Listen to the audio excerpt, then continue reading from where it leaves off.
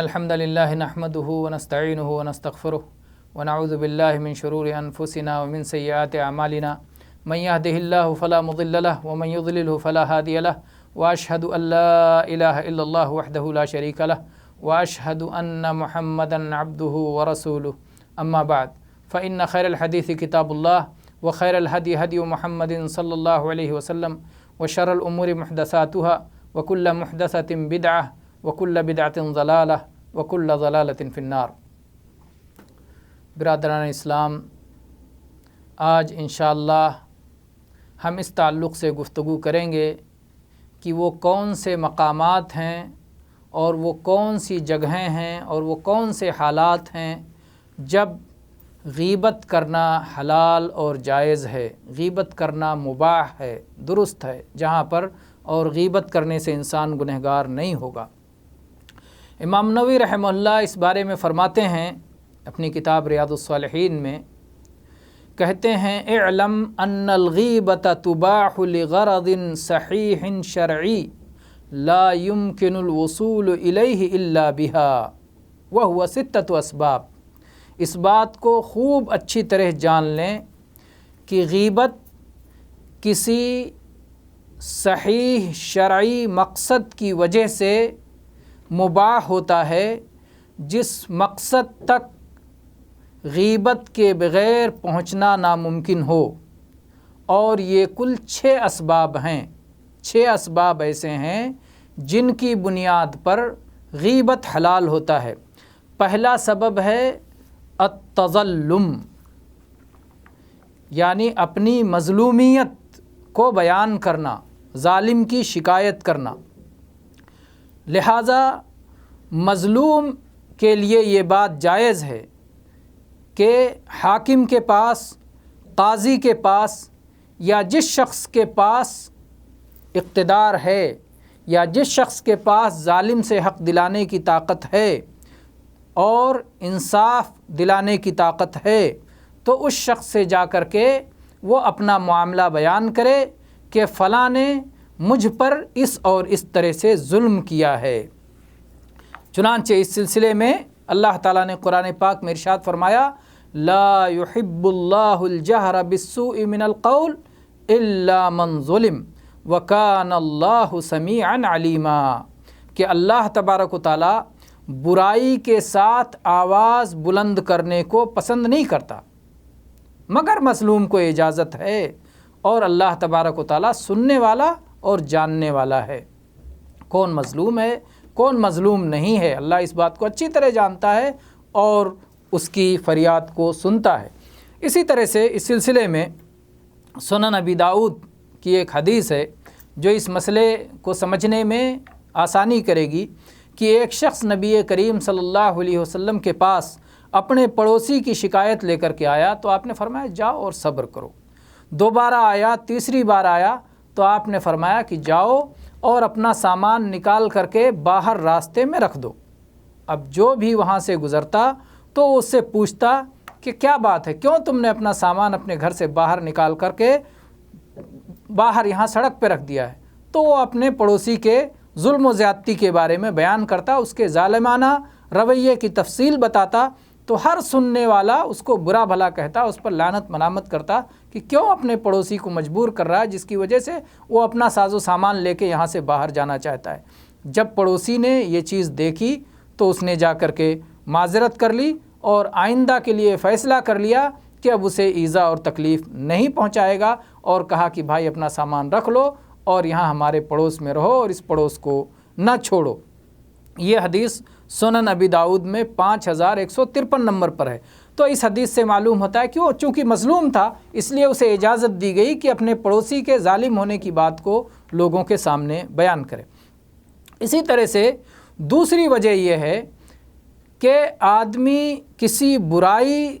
سے روکنے کے لیے اس میں کسی سے مدد کا طلبگار ہو، اور نافرمانوں کو، گنہگاروں کو، مجرموں کو کیفر کردار تک پہنچانا چاہتا ہو، ان کو حق راستے پر لانا چاہتا ہو۔ اس لیے جو شخص اس برائی کو ختم کر سکتا ہے اسے جا کر کے بتائے کہ فلاں آدمی ایسا ایسا کر رہا ہے، اسے اس برائی سے روکا جائے، اس کا مقصود ہو کہ یہ برائی ختم ہو جائے، اس کا مقصود یہ ہو، کیونکہ یہ شرعی صحیح ہدف ہے، صحیح مقصد ہے کہ ایک برائی کو ختم ہونا چاہیے۔ اس لیے اگر وہ خود یہ برائی نہیں ختم کر سکتا ہے تو ان لوگوں کو بتائے جو یہ برائی ختم کر سکتے ہیں، اور اگر جا کے ادھر ادھر بیان کرتا ہے جو لوگ اس برائی کو ختم نہیں کر سکتے، تو پھر ایسا کرنا حرام ہوگا۔ حلال اور مباح اور جائز تب ہوگا جب ایسی جگہ جا کر کے بیان کرے جو لوگ اس منکر کا ازالہ کر سکتے ہیں، اس برائی کو ختم کر سکتے ہیں۔ تیسری صورت ہے فتویٰ پوچھنا۔ اب اگر کوئی شخص کسی مفتی سے فتویٰ معلوم کرنا چاہتا ہے تو اس صورت میں وہ کہہ سکتا ہے کہ میرے باپ نے یا میرے بھائی نے یا میرے شوہر نے یا فلاں اور فلاں شخص نے متعین کر کے بتائیں کہ اس نے ایسا ایسا کیا ہے، کیا اسے ایسا کرنے کا حق ہے، میں اس کے ساتھ یہ کرنا چاہتا ہوں، کیا میرے لیے ایسا کرنا جائز ہے؟ اس آدمی کی مصیبت سے چھٹکارا پانے کے لیے، گل و خلاصی پانے کے لیے، نجات پانے کے لیے میں کیا صورت اپناؤں، مجھے میرا حق کیسے ملے، میں ظلم سے اپنے آپ کو کیسے بچاؤں، یہ بتانے کے لیے مفتی سے اگر کوئی سوال کرتا ہے کہ اس میں میرے لیے جائز ہے، میں اگر ایسا کرتا ہوں تو میرے لیے ایسا کرنا جائز ہے یا ناجائز ہے، شریعت میں اس کا حکم کیا ہے، اگر ایسا کوئی کرتا ہے مفتی کو بتاتا ہے تو بوقت ضرورت ایسا کرنا جائز ہے۔ لیکن یہاں پر بھی احتیاط اس میں ہے، فضیلت اس میں ہے کہ آدمی وہ نام بتانے کے بجائے اور شخص کو متعین کرنے کے بجائے اس طرح سے کہے کہ ایک شخص، ایک مرد یا ایک عورت وہ اس طرح کا کام کرتا ہے اور دوسرا شخص اس مرد یا عورت کے اس ظلم سے بچنے کے لیے یہ طریقہ اختیار کرنا چاہتا ہے، تو کیا شریعت میں ایسا کرنا جائز ہوگا؟ اس طرح سے سوال پوچھے، ایک نام متعین کرنے کے بجائے، اس شخص کو متعین کرنے کے بجائے عمومی طور پر عموم کے ذریعے سوال کیا جائے، نام لیے بغیر مسئلہ پوچھا جائے تاکہ غیبت نہ ہو، تو یہ زیادہ بہتر ہے۔ لیکن اگر کوئی شخص تعین کے بغیر اس مقصد تک نہیں پہنچ سکتا تو ایسی صورت میں تعین جائز ہے، جیسا کہ انشاءاللہ آگے احادیث میں یہ بات آئے گی اور ہم وہاں پر وہ بیان کریں گے۔ اور چوتھی چیز جہاں پر کہ غیبت کرنا جائز ہے، وہ مسلمانوں کو جب کسی کے شر سے ہوشیار کرنا مقصود ہو اور ان کی خیر خواہی مقصود ہو، اور یہ کئی صورتوں میں ہو سکتی ہے۔ ایک صورت یہ ہو سکتی ہے کہ جیسے جو لوگ حدیث بیان کرتے ہیں، راوی، حدیث کے بیان کرنے والے راوی، اگر ان پر محدثین نے جرح نہ کیا ہوتا کہ یہ شخص قابل اعتبار نہیں ہے، یہ شخص کا حافظہ درست نہیں ہے، یہ شخص میں یہ اور یہ عیب ہے جس کی وجہ سے اس کی حدیث قبول کرنے کے لائق نہیں ہے، اگر محدثین نے ایسا نہ کیا ہوتا تو حدیث کی کیسے حفاظت ہوتی؟ اس لیے ایسا کرنا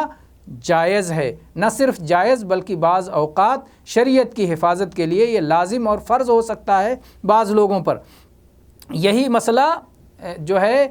گواہوں کا مسئلہ ہے۔ اگر کوئی شخص کسی کی گواہی دینے آتا ہے اور وہ اس کی گواہی لائق اعتبار نہیں ہے تو وہاں اس گواہ پر جرح کرنا ضروری ہے۔ بعض اوقات یہ چیز فرض ہو جاتا ہے، بعض اوقات جائز ہوتا ہے کہ بتایا جائے کہ یہ ایسا شخص نہیں ہے کہ جس کی گواہی قبول کی جائے، کیونکہ گواہی قبول کر لینے کی وجہ سے حقوق کا معاملہ ہوتا ہے، کسی کا حق کسی کو مل جاتا ہے، تو اس لیے گواہوں پر جرح کرنا یا راویوں پر جرح کرنا یہ اس میں سے ہے۔ اسی طرح سے اس میں یہ مسئلہ بھی آتا ہے کہ اگر کوئی شخص کسی سے رشتہ کرنا چاہتا ہے، اپنی بہن یا بیٹی کسی کو دینا چاہتا ہے اور اس سلسلے میں مشورہ لے رہا ہے، یا کسی کے ساتھ شرکت کر کے تجارت کرنا چاہتا ہے، یا کسی کے پاس امانت رکھنا چاہتا ہے، یا کسی سے اور کوئی معاملہ کرنا چاہتا ہے، یا کسی کے پڑوس میں گھر لے رہا ہے، یا اس طرح کے اور حالات ہیں جن میں کسی سے لا کے مشورہ کر رہا ہے کہ بھائی میں ایسا کرنا چاہتا ہوں، میں فلاں سے رشتہ داری کرنا چاہتا ہوں، فلاں کو اپنی بہن یا بیٹی دینا چاہتا ہوں، تو ایسی صورت میں جب اس سے مخلصانہ مشورہ طلب کرے تو ضروری ہے کہ مشورہ دینے والا خیر خواہی کے طور پر اور اس شخص کے شر سے بچانے کے لیے پوری ان عیوب کو بیان کر دے جن عیوب کی بنا پر وہ شخص اس لائق نہیں رہتا کہ اس کو اپنا رشتہ دار بنایا جائے یا اس کو اپنے معاملے میں شریک کیا جائے یا اس کے ساتھ تجارت کیا جائے یا اس کے پڑوس میں رہا جائے، جن بنیادوں پر وہ اس کے قابل نہیں ہوتا ان چیزوں کو بیان کرنا ایک مسلمان کی خیر خواہی کے طور پر کرنا جائز ہے۔ اسی طرح سے اسی مسئلے میں یہ بھی ہے کہ اگر کسی طالب علم کو اگر کوئی شخص دیکھتا ہے کہ وہ کسی بدعتی کے پاس جا کے علم سیکھ رہا ہے یا کسی فاسق کے پاس جا کے علم سیکھ رہا ہے جو اس لائق نہیں کہ اس سے علم سیکھا جائے، اور خطرہ ہے کہ یہ طالب علم اس بدعتی یا فاسق کے پاس جا کر کے غلط راستے میں پڑ جائے گا اور خود بھی بدعت کا شکار ہو جائے گا اور خود بھی برائیوں میں پڑ جائے گا، تو ضروری ہے کہ اس بدعتی کی حالت کو بیان کیا جائے اور فاسق کی حالت کو بیان کیا جائے تاکہ طالب علم اس سے دھوکہ نہ کھائے، فقہ حاصل کرنے والا اس سے دھوکہ نہ کھائے، اور اس میں مقصد امت کی خیر خواہی ہو، افراد کی خیر خواہی ہو۔ اس میں بہت سارے لوگ غلطی میں پڑ جاتے ہیں، کبھی کسی کی برائی حسد کی بنا پہ کرتے ہیں، کبھی شیطان چیزوں کو مزین کر دیتا ہے، تو اس لیے یہاں پر ضروری ہے کہ آدمی کا مقصود خیر خواہی ہو اور اس کو خوب اچھی طرح آدمی سمجھ لے۔ اسی میں سے یہ بھی ہے کہ اگر کوئی شخص کسی شخص کو کوئی ذمہ داری دی گئی ہے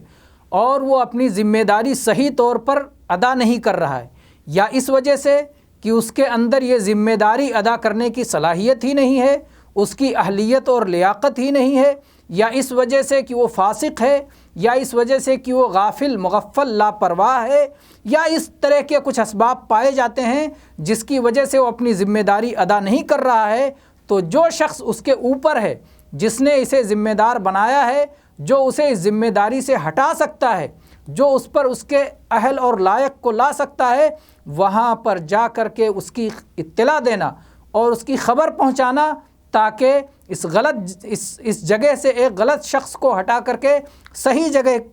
صحیح شخص کو لایا جائے، اور مسلمانوں کے کام کے کرنے کی جس کے اندر صلاحیت اور اہلیت ہو، اگر یہ مقصود ہے تو ایسا کرنا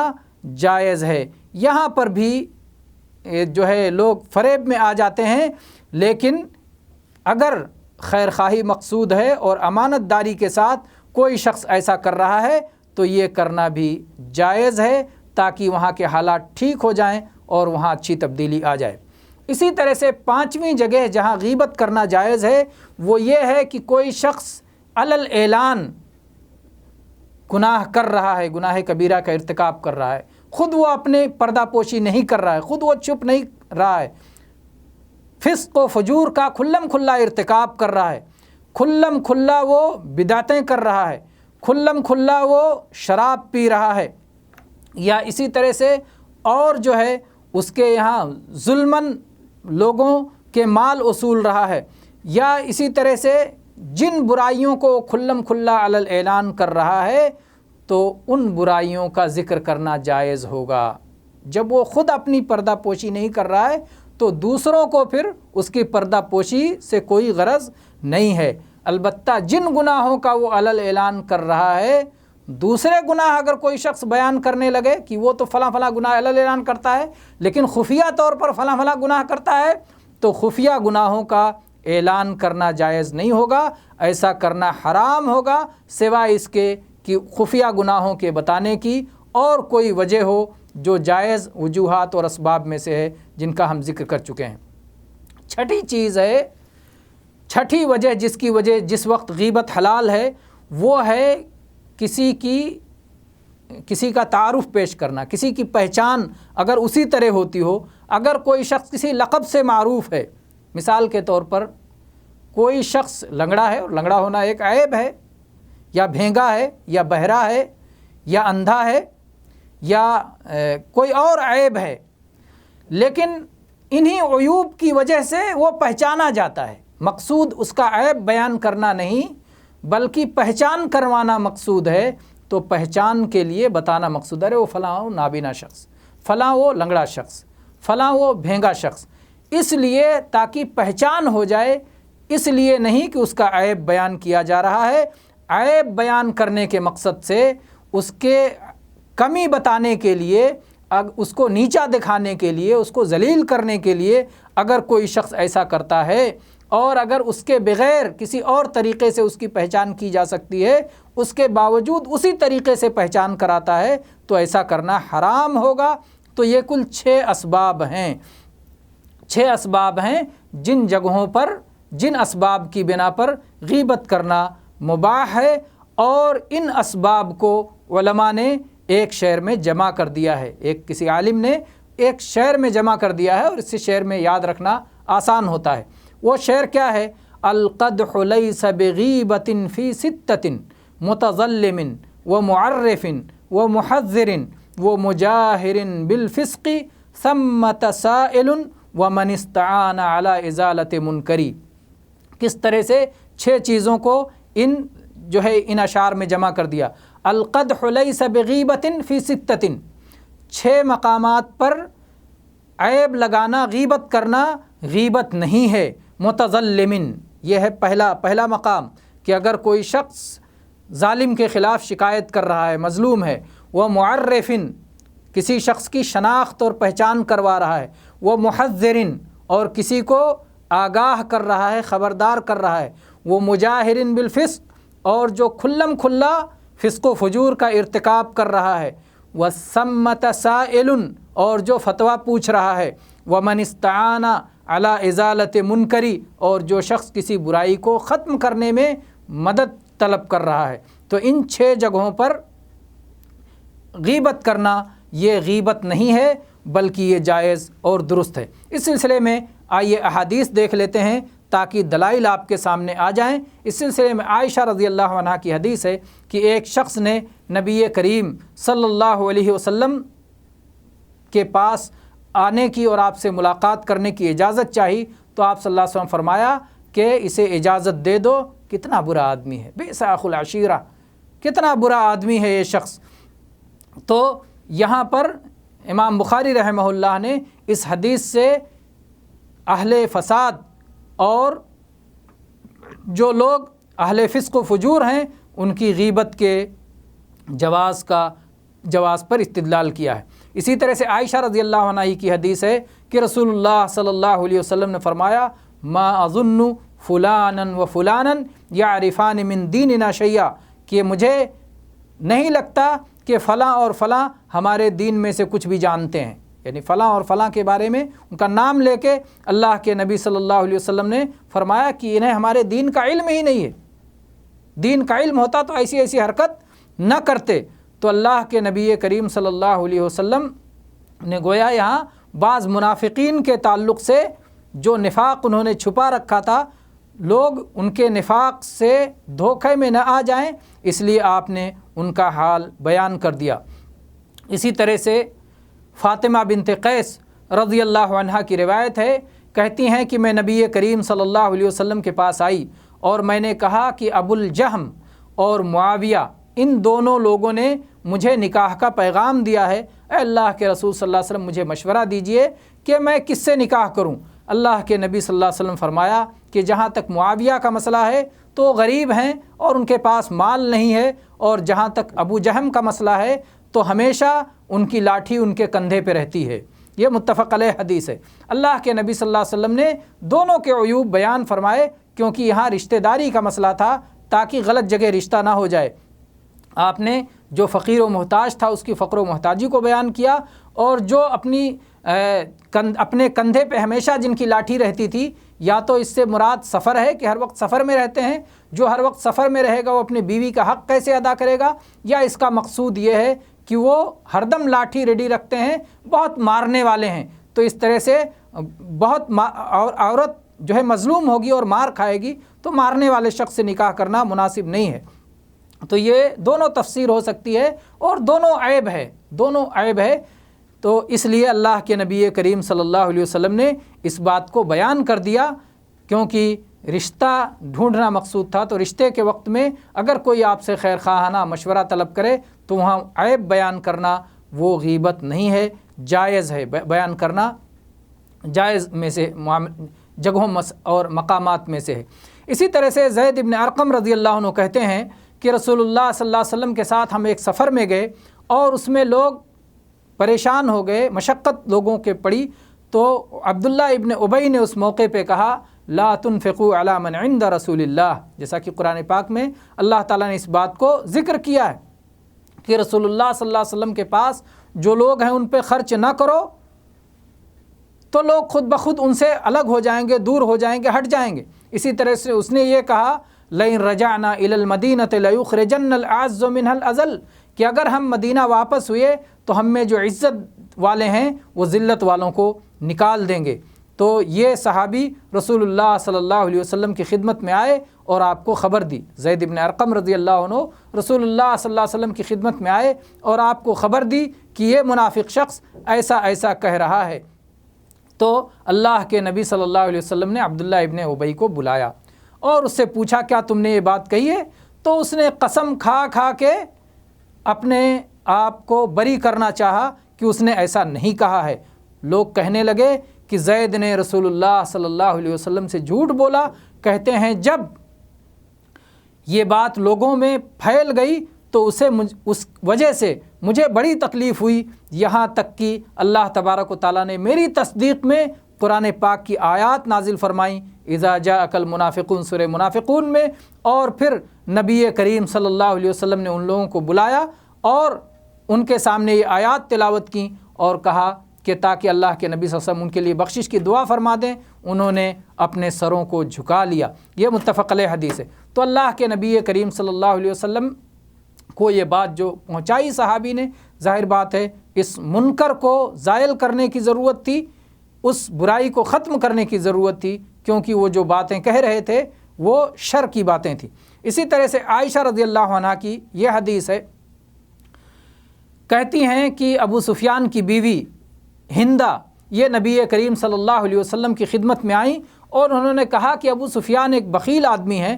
اور وہ مجھے اس قدر نہیں دیتے جو میرے لیے اور میری اولاد کے لیے کافی ہو، سوائے اس کے کہ میں